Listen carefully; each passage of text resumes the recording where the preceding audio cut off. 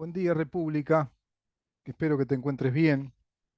Te hablo siempre a través de internet, a través de la radio, a través de CX30, Radio Nacional, por aire 1130 AM, por internet radionacional.com.uy. Salimos desde la República Oriental del Uruguay, ciudad de Montevideo, capital de esta queridísima república, nuestro país. Somos un programa que tenemos una pregunta como nombre: ¿en dónde estamos? Y precisamente esa pregunta es la que yo me formulo todos los días junto a mis colegas y digamos que compañeros integrantes de la primer fundación liberal del Uruguay, Libertas Uruguay. Libertas.uy por internet. Podés ingresar a esa página web, impecables contenidos, tenés un montón de dominios con distintas temáticas internacionales, nacionales, en política, en economía,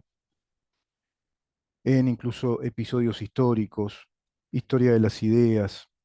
los sistemas políticos, noticias del mundo, cosas que van pasando en nuestro portal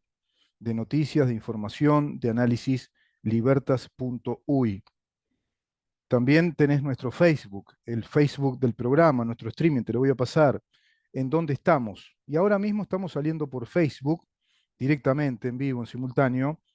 con CX30, Radio Nacional, 1130M, radionacional.com.uy, en Facebook, en dónde estamos. Ese es nuestro Facebook, en dónde estamos. También por Instagram, en dónde estamos Uru.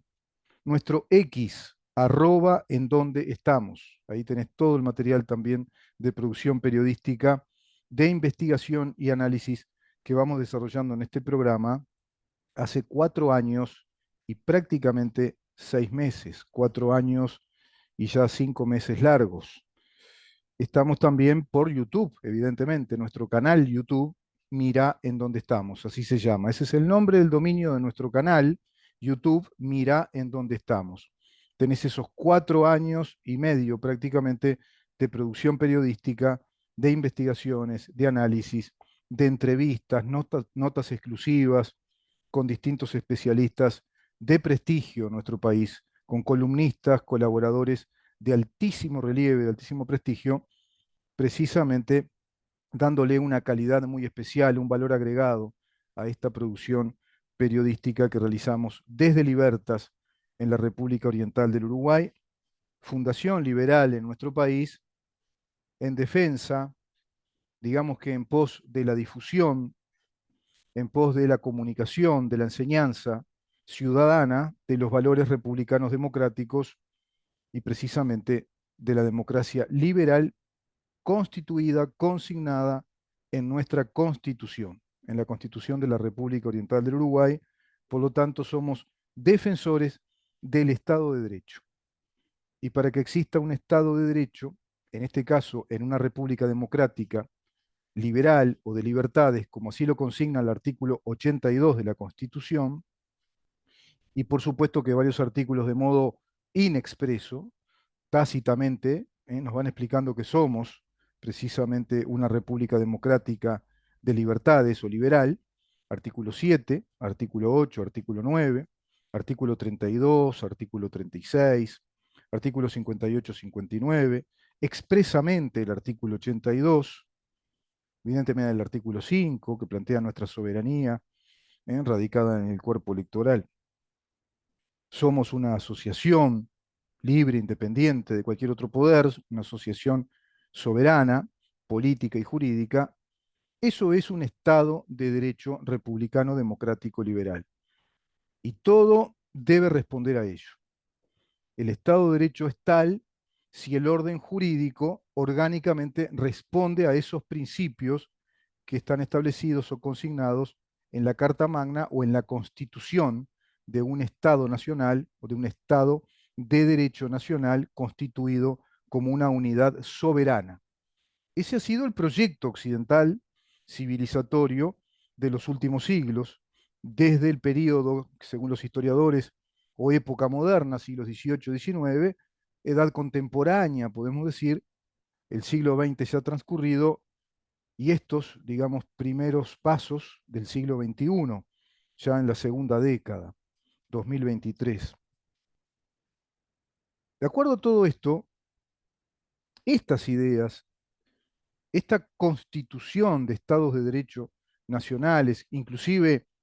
congregados, unidos en esa organización de las Naciones Unidas,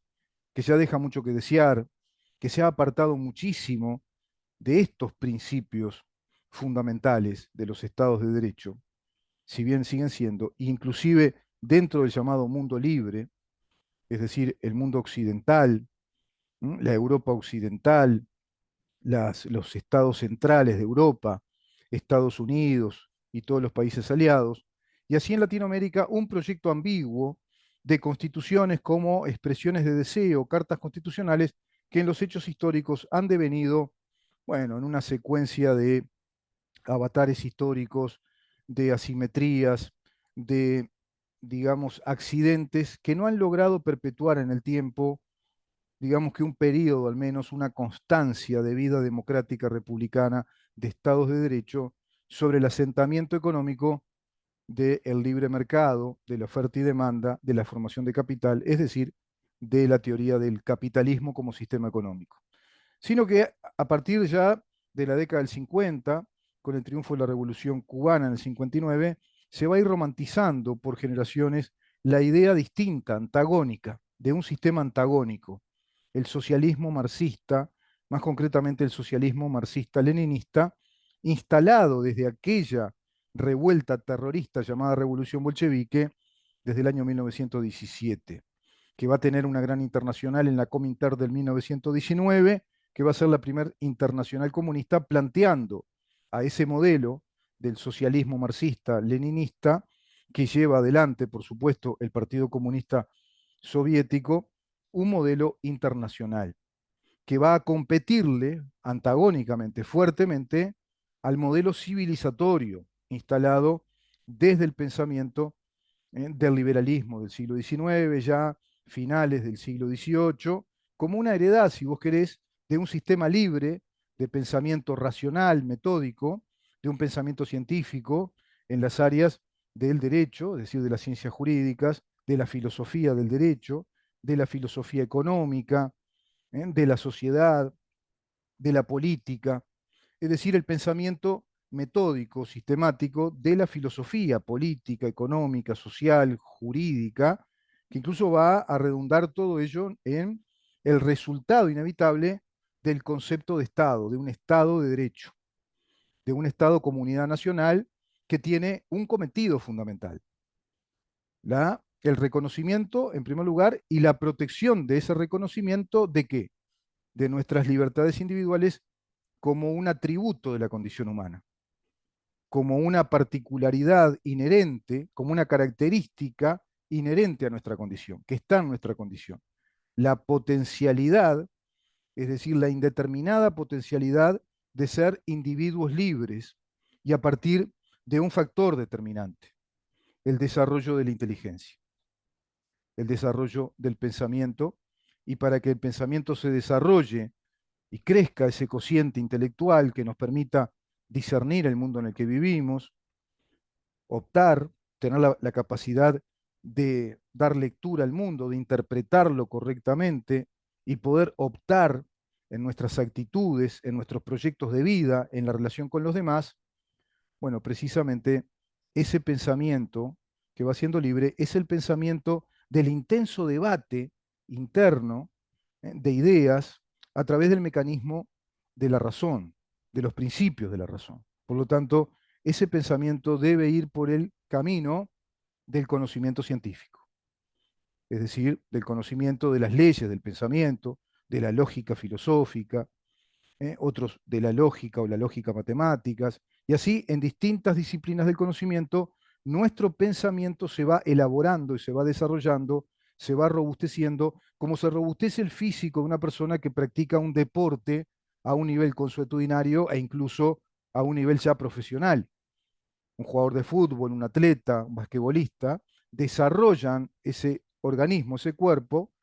por encima del común o de la media de las personas que no practican actividades deportivas con esa frecuencia y calidad de alta competencia, es decir, con profesionalidad. Tienen que entrenar ese cuerpo en todos los sentidos para que sea una maquinaria afinada en cuanto a practicar ese deporte de altísima competencia profesional, incluso en este mundo hoy, desde los cuales se moviliza muchísimo dinero e intereses creados desde esas grandes corporaciones jugando en ese escenario también del capitalismo.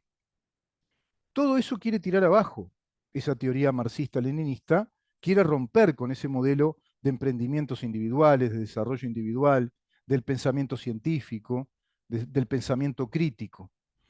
Y hoy por hoy, después de esa caída histórica, apabullante,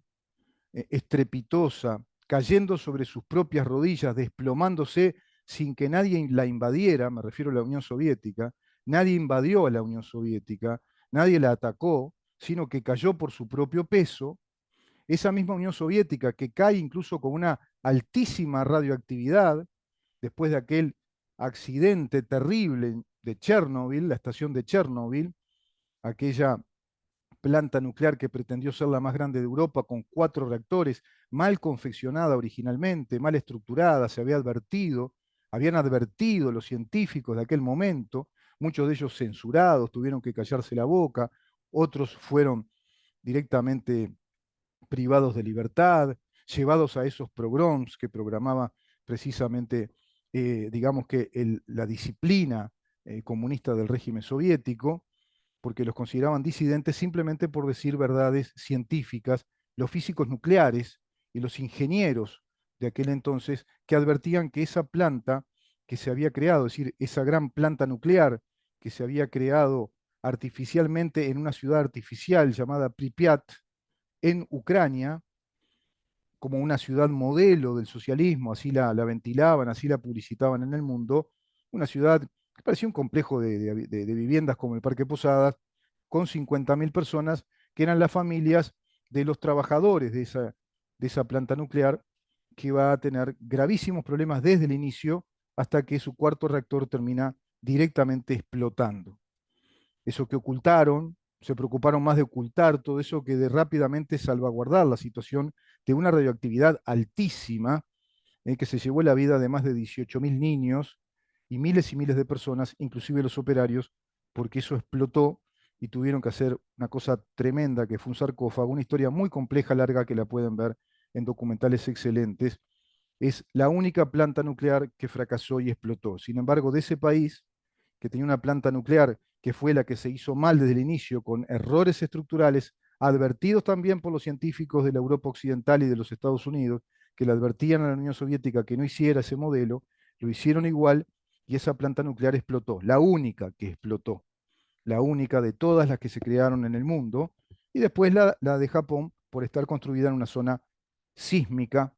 y con, bueno, altas probabilidades incluso de tsunamis, y eso fue lo que pasó. No hubo otro desastre nuclear jamás respecto a plantas de energía nuclear en el mundo, pero es otro de los mitos ambientalistas de esta doctrina marxista que proviene de esa Unión Soviética fracasada, que termina radioactivamente, incluso cayendo de rodillas, desplomada, después de 72 años de fracaso rotundo de un sistema inviable,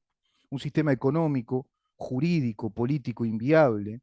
despótico, tiránico, anticientífico, renace todo ello, se reivindica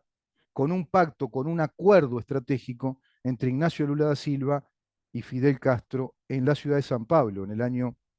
1990, dándole un nombre al año siguiente en conmemoración de ese pacto, de ese acuerdo. Se lo dan en la Ciudad de México en el año 1991, llamándole a esa organización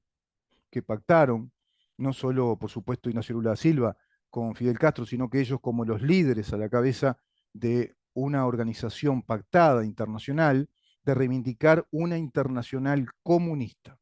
Y le llamaron Foro de San Pablo,